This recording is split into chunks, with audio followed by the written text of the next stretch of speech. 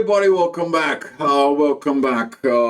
Here, one question that was brought to my attention was like, um, why? Why when I changed? Why was these processes within the twin flame? I got everything that I wanted done, and I did it, and my twin flame is not with me. Why did I start changing? But all of a sudden, after a little while, the changes was not permanent in me. Why I didn't get this processes that goes on. So I'm gonna like send you the message out because of the journey itself. Um, a lot of the people they start changing after the ignition with the idea about oneness, with about the energy that tell them, you need to change, you need to look within yourself, you look in things inside of you, and you're beginning to change. You're beginning to evolve. You're beginning to be into the processes of changes that comes in, and with those changes, you're doing with one thing in mind. Oh, I have to change this because if my twin flame comes, I have to be ready. I have to change this because when my twin flame, we're going to be in union, I have to perform.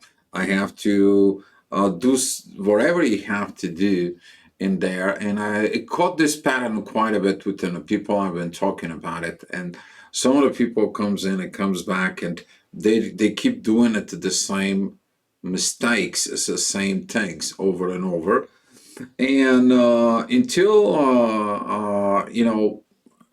people beginning to understand these energies of the twin flame came in to change you first, not because of everything. Some of the people comes in and they are like, dear, why did I lost the spark? I don't want to do anything anymore. I feel like I'm exhausted out of the journey of the twin flames journey, and so on and so on.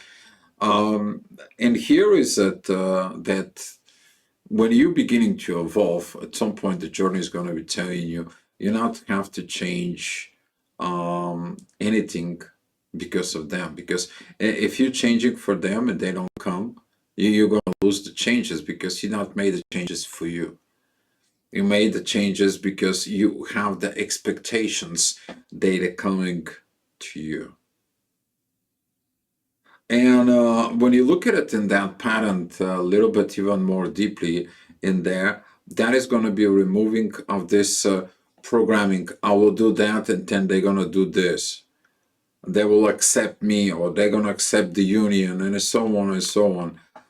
Do the changes for you. I'm giving you this message in there. Do the changes for you.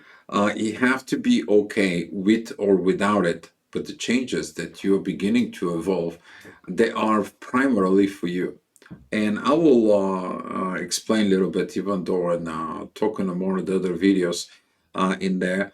It is about that when you beginning to evolve, you evolve first within you, so you can have this embodiment of those energies. You can accept this. You can put those energies permanently within your life and beginning to practice them. That practice will come sooner or later. You're gonna be testing it out. Sooner or later, things is gonna be coming in, and sooner or later, the soul is gonna be like pointing out to the being peace of what is going on. Okay, because that way the soul begins to have the influence over the body. The question is that rising up with this is, why would the soul want this? It is about to do the union within yourself. Your personal union, that is to unify the soul and the body. You to have the soul embodiment. And this is when you embody the soul from within you, you're beginning to have the proper vibrations. That comes in, they are attracting different things in life. You right now can operate in both material and a spiritual realm as an balanced human being with the soul embodying it within you. So now you're gonna be accepting things. You will figure out that certain things that you did and as the changes and so on was primarily benefiting you. But there is some people who are actually beginning to change, and all of a sudden their twin flame is not there, or there is no communications in there. They're like, why should I have to change? You're losing the passion. You're losing the purpose because you're attaching to purpose to an outside source, which is your counterpart. They have the rights to accept or deny. Okay? And you're going to find out that this process actually is doing a lot of good things for you, including the squeezing the last drops of the codependency. So when you start evolving within your process as a twin flame, and you do the things that is there, they're about you. Because before uniting within somebody else, within a soul level, they have to be united, the soul within you. And if you think that you're going to be having this union and you're going to have this spiritual combinations and so on, the energy is balancing everything that is going to be coming for this union.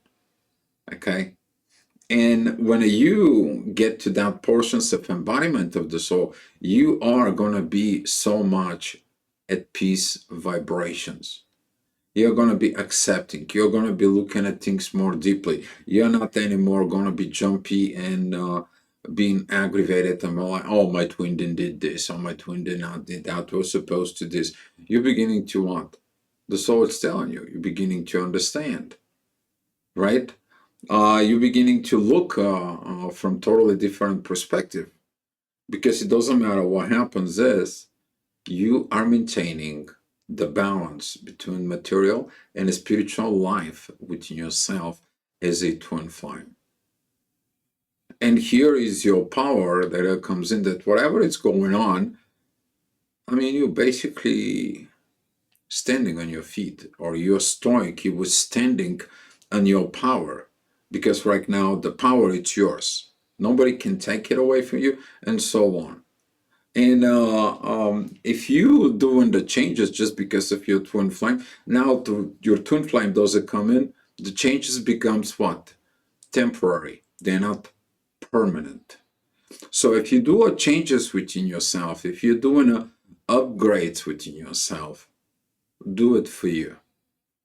And when I do it for you, you're going to be evolving, you're going to be growing, you're going to be evolving, and then you're going to be unified with this.